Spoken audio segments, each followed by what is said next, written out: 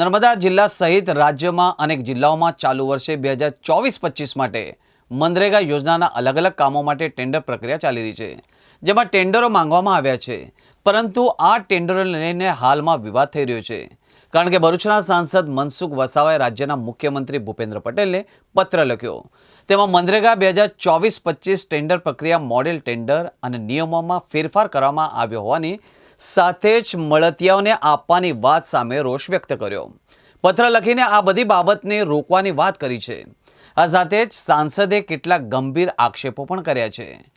મોડે જે મનસુખભાઈને જાગ્યા છે તે બદલ તેમને અભિનંદન। તમારી સરકાર છે, કયા નેતાના ઈશારે થાય છે તે નેતાઓને ખુલ્લા પાડો। ડેડિયાપાડાના ધારાસભ્ય ચૈતર વસાવાનો આક્ષેપ। મનસુખભાઈ વસાવાની વાત સાથે સહમત છું, એમને અભિનંદન આપું છું, પણ મનસુખભાઈ તમારી સરકાર છે ગુજરાતમાં, તમે અહીંના સાંસદ છો, તો કયા નેતાઓના ઈશારે આ બધું થાય છે એને ખુલ્લા પાડો।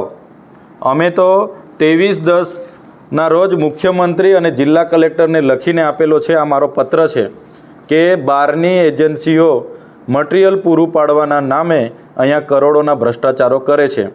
એટલે મનસુખભાઈ જે પત્ર લખ્યો છે, મોડે મનસુખભાઈ જાગેલા છે ત્યારે અભિનંદન આપું છું, પણ એ તમારા જ નેતાઓ છે, તમારા સંગઠનના માણસો અહીંયા ખૂબ મોટો ભ્રષ્ટાચાર કરી રહ્યા છે, તો એમને પણ ખુલ્લા પાડે મનસુખભાઈ, એવી એમને હું વિનંતી કરું છું।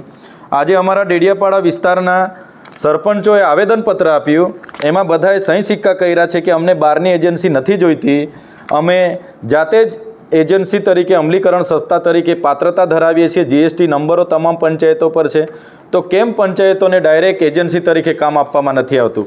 કેમ બહારની એજન્સીઓને અહીંયા લાવવામાં આવે છે અને કોણ લાવે છે?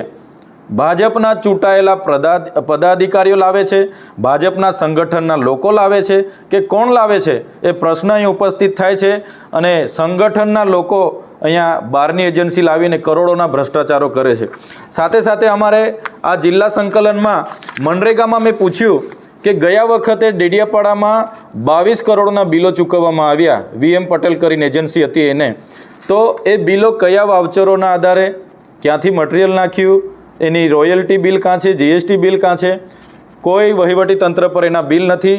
એમણે કીધું કે એ બિલો અમે એજન્સી પાસે હશે, તો બિલો વગર પેમેન્ટ 22 કરોડનું તમે કઈ રીતના ચૂકવી શકો? આ એ સરકારી અધિકારીનો જવાબ છે। એટલે પોતાની સરકારમાં 60 ટર્મના સાંસદનું કોઈ માનતું ના હોય તો તમે વિચારો કે અહીંયા કઈ હદે અધિકારી રાજ ચાલતું હશે, અને કયા નેતાઓના ઈશારે અહીંયા આટલા બધા કૌભાંડો થાય છે। અમે આવનારા દિવસોમાં એ બાબતને લઈને પણ ખૂબ મોટું આંદોલન કરીશું, અને કયા નેતાઓ છે એમને પણ અમે ખુલ્લા પાડીશું। અને જે પણ એજન્સીઓ બહારની નર્મદા જિલ્લામાં આવશે એમને પણ આપણા માધ્યમથી હું કહી દેમ છું, અહીંયા ઘરના છોકરાઓ ઘંટી ચાટે અને બહારનાને આટો અમે ચલાવવાના નથી। લોકલ એજન્સી હશે, મારી ડેડિયાપાડાની કે શાકબારાની, એ કોઈ પણ હશે તો કરવા દઈશું। બહારના એક પણ જણને ડેડિયાપાડામાં હું કામ કરવા દઈશ નહીં। આ ચોખ્ખી મારી ચેતવણી છે। અને જે પણ નેતાઓ હશે, એ મિનિસ્ટર હશે, સાંસદ હશે કે સરકારના કે કેન્દ્રના જે પણ હશે, એની સાથે અમે લડી લઈશું, પણ બહારના એક પણ વ્યક્તિને ડેડિયાપાડા શાકબારામાં આવા બોગસ બિલો મૂકીને કરોડો રૂપિયાનો ભ્રષ્ટાચાર અમે કરવા